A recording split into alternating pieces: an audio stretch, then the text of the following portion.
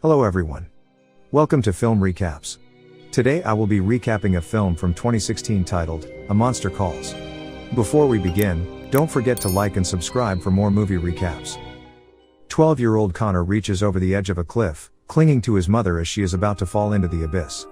He eventually loses his grip, and lets her go. As she falls, he abruptly wakes up from his nightmare. The next morning, he makes himself breakfast. His mom joins him and informs him that her cancer is progressing, but all will be okay, as they're going to try a new round of chemotherapy. Much to Connor's dismay, his mom informs him that his grandma will be coming to take care of him while she undergoes treatment. At school, a boy stares at Connor while he's in class. Afterwards, he beats him in the schoolyard while the bully's friends watch. While he's sleeping that night, his clock ticks over from 12:06 to 12:07. When this happens, he hears a voice booming from outside, calling out his name. The massive yew tree outside of his house shape shifts until it turns into a giant tree monster. Connor casually shouts for him to go away, but the monster carries him out of his bedroom and into their garden. The monster tells him that he expects to be listened to. Connor is defiant towards him, but the monster promises he will visit again, and he will tell 3 stories. And when he's finished his 3 stories, Connor will tell him a 4th one, and it will be the truth. And that will be what he hides and is most afraid of. Connor then finds himself back in his room, which is covered in leaves, leading him to realize that what happened wasn't a dream. The next morning, his grandmother arrives. She finds him in the kitchen and is condescending towards him. He tells her to leave, as she isn't needed. He says that his mother always gets sick after the treatments and will be better in a day. His grandma tells him that she won't be better the next day even if she seems better. She says that they need to talk about him coming to live with her permanently. That night, his grandma sleeps in his bedroom and he sleeps in the living room. The clock clicks from 12:06 to 12:07, but no monster comes. He then sees him outside the window. The monster tells him his first tale, told in beautiful animation. In a happy kingdom lived a king who lost all of his sons to battles with giants and dragons. His only remaining heir was a grandson who grew up to be a prince, who was loved by the kingdom. There were rumors that his new wife, replacing his first after she died of a broken heart, had poisoned him, but the king begged the kingdom not to blame her. Now queen, the woman wanted to keep her title by marrying her stepson, the prince, but instead he rides away with the farmer's daughter, whom he had fallen in love with. They slept under the branches of a yew tree, the same tree that has become the monster, but when the prince awoke, he found out that the woman had been murdered in the night. Men then approached to arrest him. As a last resort, he asked the yew tree for help and the monster came alive, scaring the village into rallying behind the prince as he claims the queen murdered his wife. The queen is attacked by a mob and the monster says that she was never seen again. Connor then asks if he can help do something about his grandma. The monster interjects that the story isn't done, the queen wasn't killed. The monster had carried her to a new village, far enough away that her people wouldn't find her. Connor asks why he would spare the life of a woman who murdered the farmer's daughter. The monster says he never said the queen killed the farmer's daughter, only that the prince had said it was so. He then reveals the prince had murdered his bride to frame the queen to turn the kingdom against her. The prince then continued to be loved by the kingdom. Connor is irritated and complains that the lesson of the good prince being a murderer and the queen not being a witch is trite. The monster says the queen might have been a witch and could have become evil, but he kept her safe because she was not a murderer and the king didn't die of poisoning, but of old age. There is no good guy in the story. Most people are in between good and bad. Sometimes kingdoms get the princes they deserve, farmers' daughters die for no reason, and sometimes witches merit saving. Connor asks how this is going to save him from his grandma, and the monster tells him it's not the grandma he needs saving from. The next day, in class, the bully stares down Connor and later, he beats him up outside. When he gets home, his grandma tells him his mother had to go back to the hospital and that the chemotherapy is not working. She tells him that his dad is coming in from America. Connor sees his mom in her room, wearing a wig. She speaks gingerly about the topic of her health, telling him the last treatment didn't work as they expected it to, but they're going to try something else. Connor now stays with his grandma in her house. She tells him of her antique grandfather clock. It's been in her family for generations and she forbids him to touch it. She leaves him alone in the house, which is immaculate and tidy. Connor's dad visits and the two go out to a restaurant. He is insistent his mom will be fine because she's taking some new medicine that will make her better. His dad tells him his sister is doing well. Connor interjects that she's his half-sister. His dad tells him she can't wait to meet him and he's trying to arrange for him to come to Los Angeles. Connor is excited about getting to leave his grandma's house, but his dad explains that he meant just for Christmas. Connor doesn't want to live in his grandma's house, pointing out it's an old lady's house where you can't touch anything or sit anywhere. He wants his own space and his own room. His dad points out that in America, they barely have enough room for the three of them and that Connor's school is in Europe, but we know that Connor is bullied at school and he doesn't seem to mind the idea of leaving. Back at his grandma's house, the two find she has returned to the hospital. His dad tells him he's only there until Friday because Americans don't get much holiday. Connor tells him he's not American and asks why he really came. His dad tells him he came because his mother asked him to. Connor settles into his grandma's living room, now upset. The clock hands then stop at 12:07 and the monster is now in the living room, telling Connor that he is going to tell him the second tale. Again, we see it illustrated in puppet animation 150 years ago. The valley was filled with factories. An apothecary lived in the village, digging up herbs and barks and berries and leaves for his medicine. But when he tries to sell his goods to people in the village, they are rude to him because they prefer modern medicine. Where Connor's house and the yew tree are now, used to be a church with a parson inside. The parson had two daughters whom he loved very much. The apothecary wanted the yew tree because of its healing powers, but he would have to cut it down and the parson refuses. The monster notes that the parson was not unkind but wanted to take the village out of the days of superstition and witchery. He preaches against the apothecary in church and the town is easily turned against him. But one day, the parson's daughters become very sick and no modern doctor is able to cure them. He approaches the apothecary and begs him to help his innocent daughters. The apothecary asks, "Why should I? You drew away my business with your preaching and you refuse to give me the yew tree which can help with my healing." The parson tells him he may have the yew tree and he will preach sermons in his favor if he will save his daughters. The apothecary asks, "You would give up everything you believe in?" The parson affirms this, saying to save his daughters, he'll give up everything. The apothecary says, "Then there is nothing I can do to help you." The very next day, both of the daughters died. And that night, the yew tree came alive and became monstrous. Connor thinks he is going to punish the apothecary but he actually tears the parson's house apart.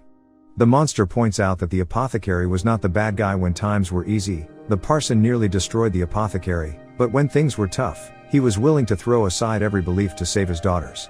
If the parson had given the yew tree to the apothecary when he first asked, he could have saved many lives, including the parson's daughters. Even though the apothecary was greedy and rude, he was still a healer. The parson was a man of belief who was willing to sacrifice it at the first challenge. He believed selfishly and fearfully. The monster then continues to destroy the parson's house in the story, knocking down the fireplace, throwing away their beds, smashing the furniture, breaking the windows. Connor helps out, smashing things. But when he returns back to Grandma's sitting room, he realizes it wasn't just a fantasy. The entire living room and everything in it has been smashed to pieces, including her clock. His grandma returns home. She takes in the scene with horror in her eyes. Connor is afraid he is going to be punished, but she is in such anguish she only lets out a scream, knocking over the last standing display cabinet. That night, Connor's grandma is heard in her bedroom, weeping. The next morning, he finds his father cooking eggs, telling him that his grandma had called him to tell him about the living room. She has rushed to the hospital and he will drive him to school. Connor complains that he wants to go to the hospital. His dad tells him he knows he's been upset, hence the living room. Connor asks if he's going to be punished, but his dad says there's no point in punishing him. The next day at school, Connor is bullied again, but not assaulted. Connor goes to the hospital afterwards. He overhears his mom, sick and upset, but she covers it up when he enters her hospital room. She tells Connor that she had a bad reaction that morning, but they're going to try a new medicine to get some good results, and it's medicine that comes from the yew tree like the one in their backyard.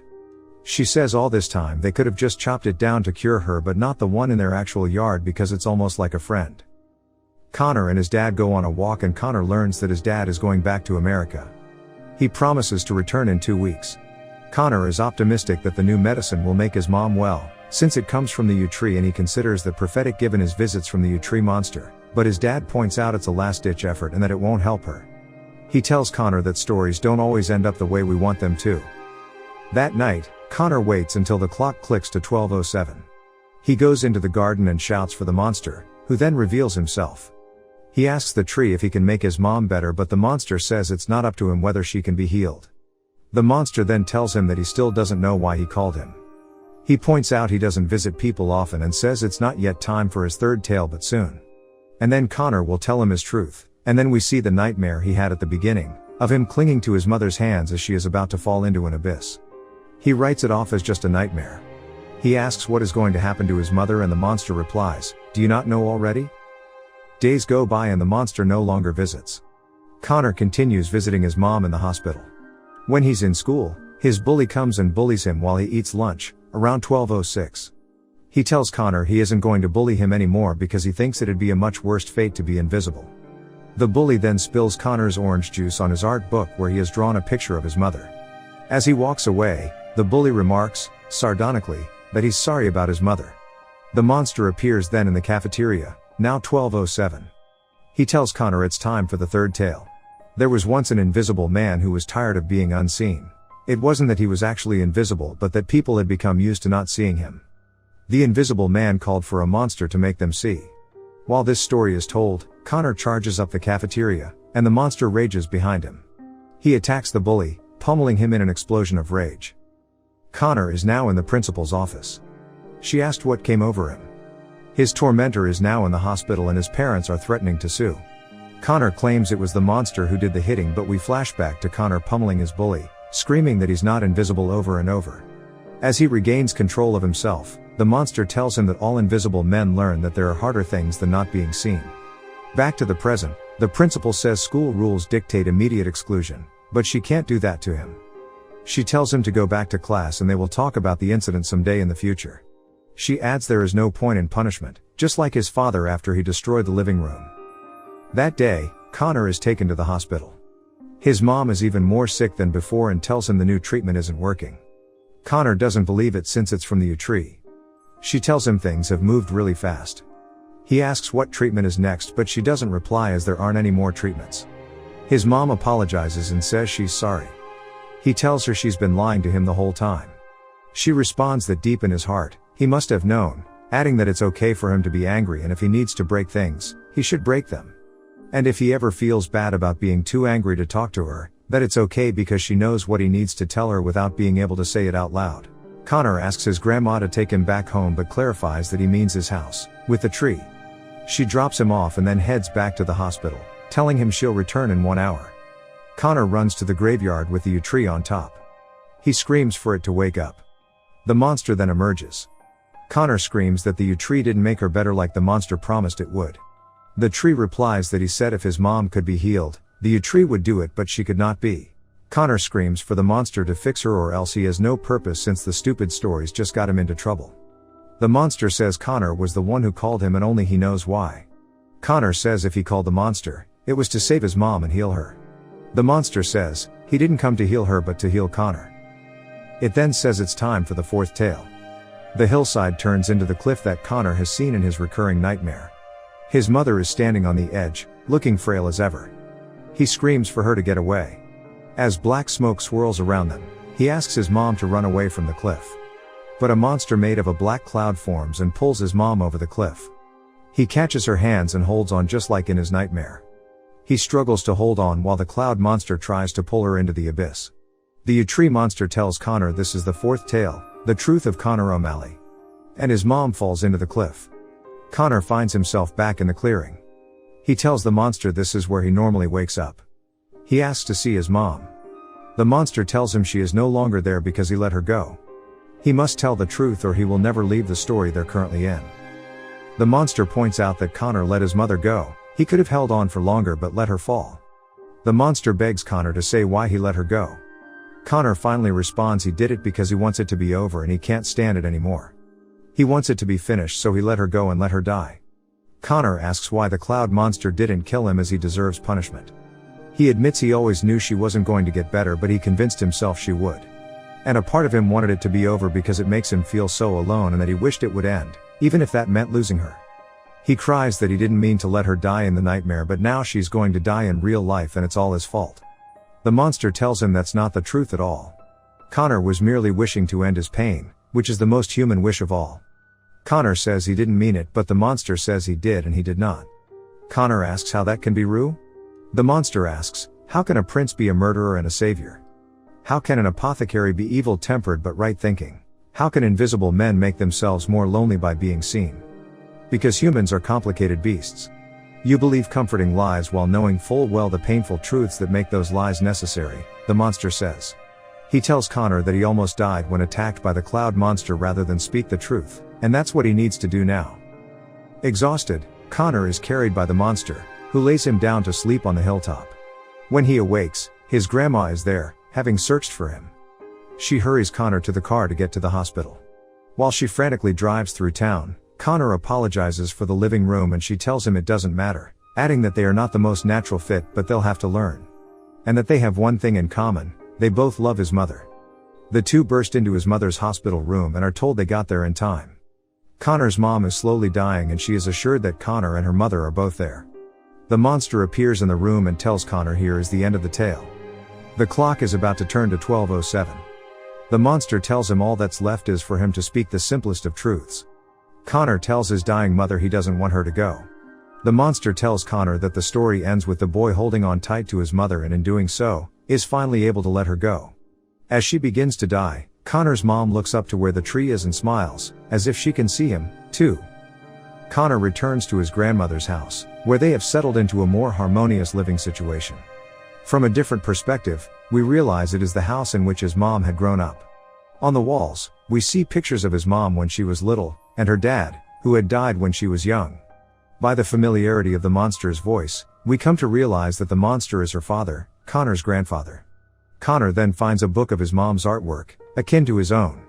Flipping through, he finds the final page is a sketch of the Utri as a monster, revealing that he had appeared to her too, as a child. The end. Thanks so much for watching.